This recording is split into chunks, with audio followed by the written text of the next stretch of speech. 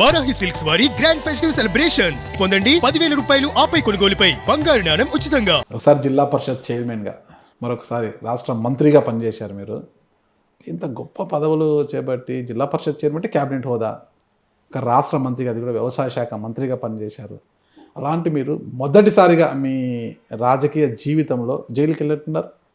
రాజకీయ జీవితంలో మొట్టమొదటిసారి. ఓకే, ఎలా అనిపించింది అసలుకి ఇంత పదవులు అలంకరించి స్థాయిలో ఉన్న మీరు ఒకసారిగా జైలుకు వెళ్ళడము, బెయిల్ రాకోకుండా అడ్డుకోవడం అనిపించేది ఏంటంటే, వ్యవస్థలు మనం ఉన్నటువంటి ప్రస్తుత వ్యవస్థలు ఆ విధంగా తయారైపోయి చేయగలిగేది ఏం లేదు. అందుకని ఈ వ్యవస్థల్లో మనం పనిచేయాలి అని అంటే వీటిని ఎదుర్కొని దీటుకొని పనిచేయాలి. లేదు అంటే మనం రాజకీయాల నుంచి వైదొలిగి వెళ్ళిపోవాలి. కాబట్టి ఇది వచ్చినప్పుడు బేసిక్గా ఏమనిపించిందంటే, మొదట్లో చేయనటువంటి తప్పు కదా అని చెప్పాను నేను. దాని మీద ఈ ప్రభుత్వమే మన మీద కక్ష కట్టి అడ్వకేట్ జనరల్ని పంపించి సుప్రీంకోర్టులో అడ్వకేట్లు నియమించి మొత్తం మీద ఇప్పుడు జరిగేటువంటి తొంతంతా ఏ విధంగా జరుగుతుందో అదేవిధంగా నా మీద కూడా అన్ని రకాలైనటువంటి ప్రయోగాలు జరిగాయి. ఈ లోపల పోలీసులు ఒత్తిళ్ళు వీటన్నిటి మధ్య నేను జైలుకి వెళ్ళడం జరిగింది. జైల్లో దాదాపుగా 86 రోజులు ఉన్నాను నేను జైల్లో. నాకేం అనిపించలేదు, ఎందుకంటే వెళ్ళిన తర్వాత ఒకటే బాధ అనిపించింది, చేయనటువంటి దానికి మనం జైలుకి వెళ్ళామనేటువంటి బాధ తప్ప ఎక్కడా కూడా. ఎందుకంటే ఈ ప్రభుత్వం వచ్చిన రోజు నుంచి నేను గమనిస్తూనే ఉన్నాను. చాలామంది చెప్పారు, నువ్వు కొద్ది రోజులు గమ్ముగా ఉంటే సరిపోతుంది, ఎవరు మాట్లాడటం లేదు, ఈ ప్రభుత్వాన్ని ఎవరు ప్రశ్నించడం లేదు, ఎవరు విమర్శించడం లేదు అని అన్నాను. జైలుకైనా పోవడానికి సిద్ధపడతాం, కానీ జగన్మోహన్ రెడ్డి గారి దగ్గర 2 సార్లు ఆయన బీఫారంతో ఎమ్మెల్యేగా గెలిచి ఆయన మనకు మంత్రి పదవి ఇచ్చి ఈరోజు పార్టీ కష్టకాలంలో ఉన్నప్పుడు మనమేం తప్పు మాట్లాడటం లేదు.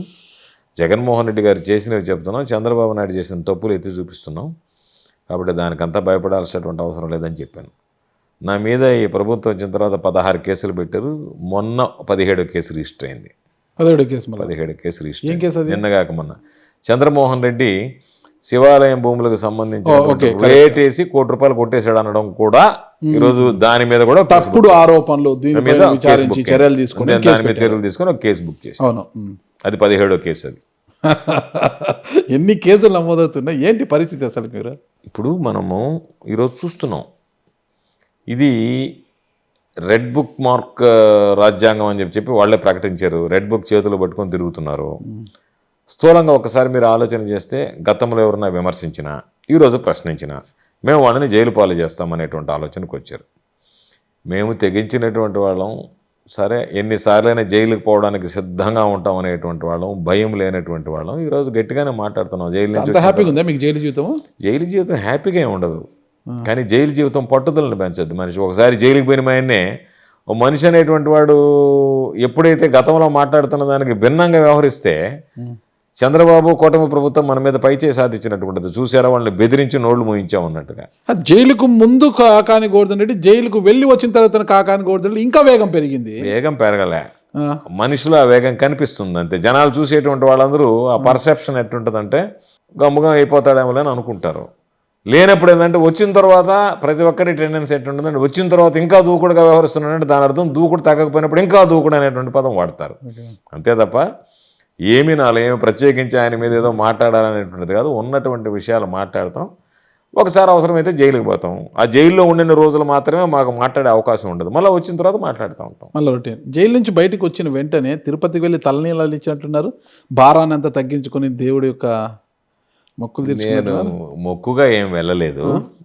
నేను వెళ్ళింది పెన్సిల నరసింహస్వామి అని ఆ క్షేత్రంలో వెళ్ళి వెంట్రుకలు ఇచ్చాను. సాధారణంగా నేను ఎందుకో పెన్సిల్ కొనకపోతూ ఉంటాను కాబట్టి అందులో భాగంగానే వెళ్ళిచ్చాను తప్ప జైలు నుంచి వచ్చిన తర్వాత నాకు మొక్కులు ఏమి లేవు. ఎందుకంటే దేవుడి మీద వాస్తవాలు చెప్పాలి కదా. నాకు మొక్కు అంటే ఏమి లేదు, మరొకటి ఏమి లేదు. పెన్సిల్ కొనకపోయి తలనీలాలు సమర్పించి వచ్చాను. 83 రోజుల పాటు జైల్లో ఉన్నారు కదా మీరు? 86 రోజులు జైల్లో ఉన్నారు అంటే ఆ బాధ ఏమైనా ఉంది? చెయ్యని తప్పుకి జైలుకి చెప్పింది మీకు మొదట్లోనేది. చేయనటువంటి తప్పుకి జైలుకి వెళ్ళామనేటువంటి బాధ, కుటుంబ సభ్యులు నా చుట్టూ ఉన్నటువంటి ప్రజలకు దూరం అయ్యామనేటువంటి వ్యధ తప్ప ఇంకేమీ అనిపించలేదు నాకు. జైలులో ఉన్నప్పుడు మీకు అనిపించిందా, అరే చంద్రబాబు నాయుడు గారు కూడా 53 రోజుల పాటు ఏమో జైల్లో ఉన్నారు, ఒక రాష్ట్రానికి 3 సార్లు ముఖ్యమంత్రిగా చేసిన వ్యక్తి అయినా ఆయన జైలుకి వెళ్ళాడు పాపం. ఆయన కూడా ఆ రోజు అదే ఫీల్ అయ్యి ఉంటారు. నేను చేయని తప్పుకి సాక్ష్యాలు సృష్టించి ఆధారాలు లేకపోయినా సృష్టించిన జైలు పాలు చేశారని ముఖ్యమంత్రిగా పనిచేసిన వ్యక్తి, చాలా సీనియర్, 40 years ఇండస్ట్రీ అయినా వాళ్ళ కుటుంబ సభ్యులు ఎంత బాధపడి ఉంటారు ఏంటనేది మీకేమైనా కొద్దిగా తెలిసిందే జైల్లో? ఎందుకు అనిపిస్తుంది? ఎందుకంటే నేను చేయని తప్పుకి అన్నారు మీరు.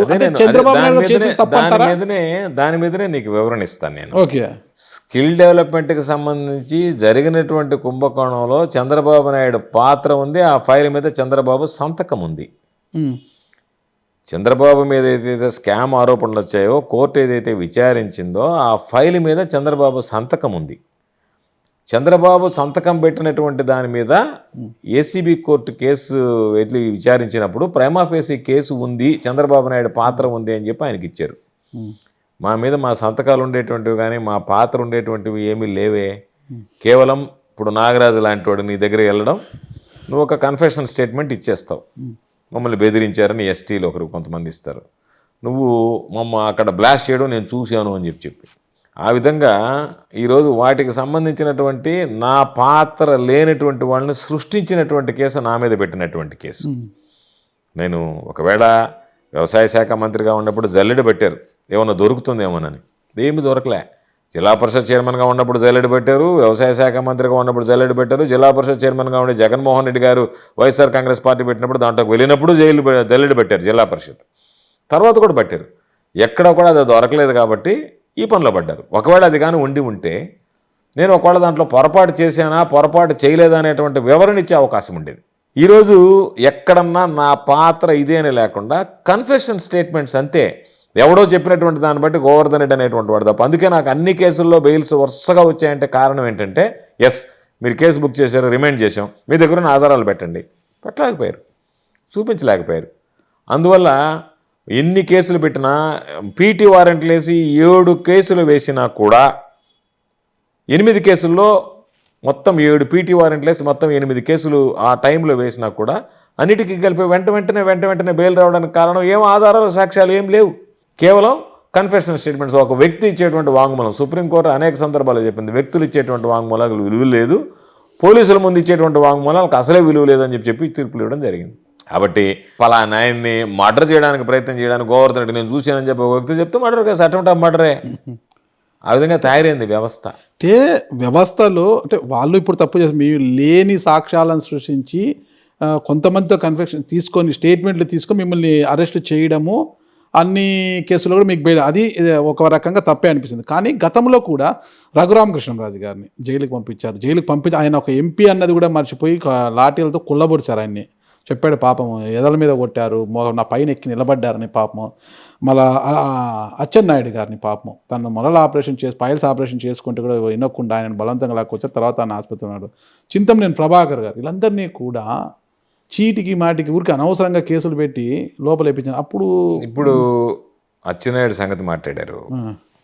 అచ్చెన్నాయుడు అవసరం లేనటువంటి కాలం చెల్లినటువంటి మందులు కొన్నాడు అనేటువంటి ఆధారాలు ఉన్నాయి, ఫైల్ మీద సంతకాలు ఉన్నాయి, ఆయన ఇచ్చినటువంటి ఆర్డర్స్ ఉన్నాయి, ఆయన ఇచ్చినటువంటి నోట్ ఉంది. అచ్చెన్నాయుడు గురించి ఈ మధ్య కూడా ఒక వ్యక్తి అధికారంలో ఉన్నప్పుడే ఒక అధికారి స్టేట్మెంట్ ఇచ్చాడు, నన్ను మీడియేట్ చేయమన్నాడు కాబట్టి ఆగ్రోస్ మధ్య నేను రిజైన్ చేశాను, నేను దాంట్లో నుంచి వదిలి వెళ్ళిపోతున్నానని చెప్పి నేరుగా చీఫ్ సెక్రటరీకి లెటర్ రాశాడు.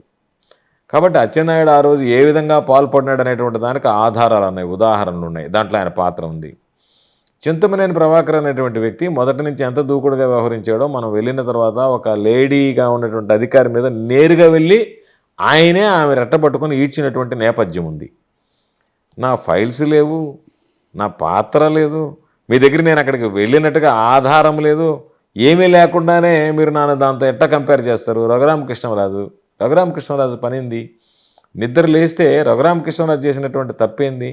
ఒక పార్టీ నుంచి ఒక పార్టీలోకి వెళ్ళి మా పార్టీ అదే చెప్పేది, ఒక పార్టీలో నుంచి ఇంకొకరితో పొత్తు పెట్టుకొని వాళ్ళతో అంటకాకత మా పార్టీ అని నిద్రలేస్తే విమర్శిస్తా ఇష్ట ప్రకారంగా ఆయన మాట్లాడినటువంటి విధానం మీద ఒక కేసు నమోదైంది. ఆయన అందరినీ థ్రెటన్ చేయడం, అందరినీ బెదిరించడం, ఢిల్లీలో కూర్చొని బెదిరించడం, నేను ఇక్కడికి వస్తానని చెప్పి బెదిరించడం, వీటి మీద ఆయన మామూలుగా ఎన్నిసార్లు మాట్లాడాడు, ఏ విధంగా స్టేట్మెంట్లు ఇచ్చాడు, ఏ విధంగా ఆయన బిహేవ్ చేశాడు అనేటువంటిది మనం చూసాం. దాని మీద కేసు నమోదైంది, అంతవరకే వాస్తవం. మిగతా ఎన్నిటిల మీద ఆయన చెప్పినటువంటి దాని మీద విచారణ జరుగుతుంది, దాని మీద కేసులు బానేస్తున్నారు తప్ప నన్ను కొట్టారు, నన్ను హింసించారు ముందు చెప్పలేదే రఘురామకృష్ణరాజు.